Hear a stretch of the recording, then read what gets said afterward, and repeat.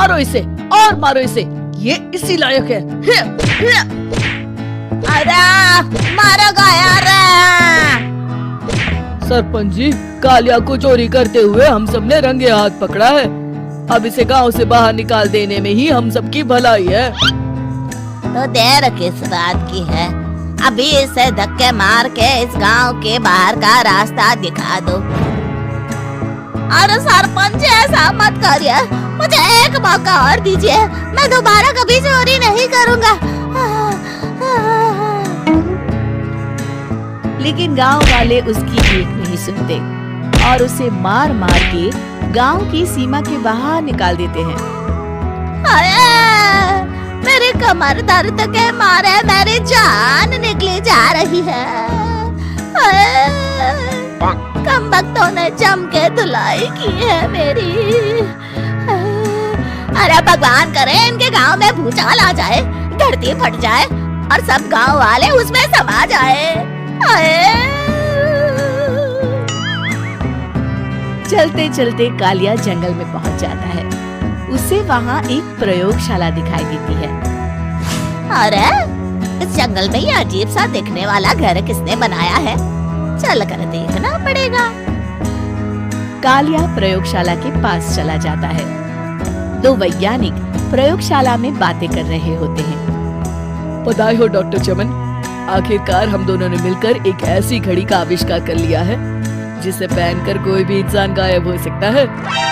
हाँ हाँ, तुमने बिल्कुल सही कहा डॉक्टर जर्माटो। अब कल सुबह ही हम इस जंगल से निकल जाएंगे, लेकिन उससे पहले आज रात के खाने का बंदोबस्त करते हैं। हाँ हाँ, मुझे तो बड़ी जोरों से भूख लगी है, चलो चलते हैं। दोनों वैज्ञानिक वहाँ से चले जाते हैं। उनके जाते ही कालिया प्रयोगशाला में दाखिल होता है। अच्छा तो ये बात है। कालिया बड़े से कांच के अंदर रखी घड़ी को बाहर निकाल लेता है और अपनी कलाई पर बांध लेता है। फिर घड़ी में लगा बटन दबा देता है। कालिया को एक जोरदार झटका लगता है।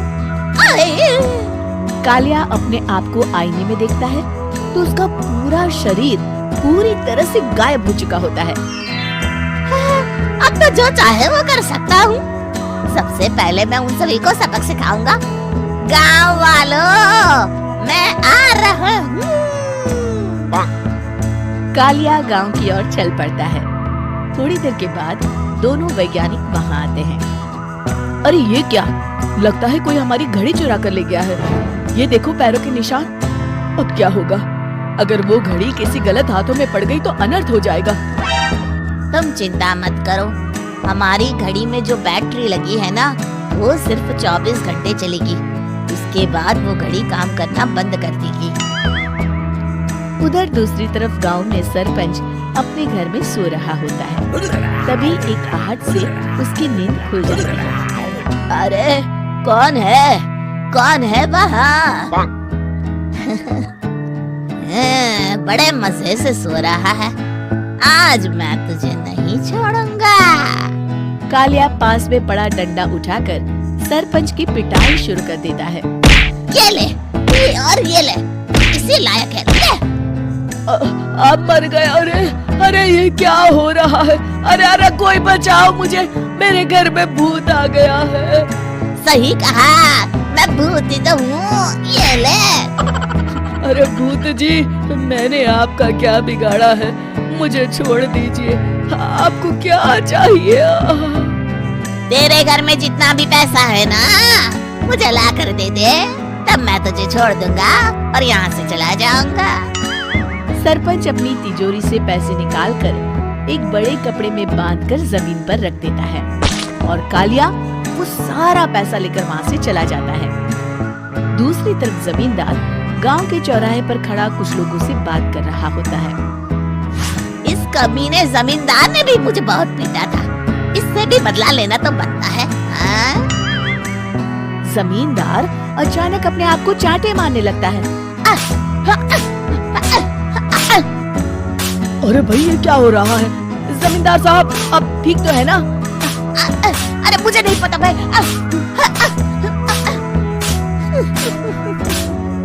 अरे मर गए रे, ये तो पक्का किसी भूत प्रेत का काम है। जमींदार के अंदर कोई भूत आ गया है, इस इससे पहले कि ये हमारे अंदर आ जाए। मनोहर भाई, अपनी जान बचानी है तो भागो यहाँ से। ये क्या? अरे बाप रे बाप, मुझे तो भूतों से बड़ा डर लगता है। मैं तो चला यहाँ से।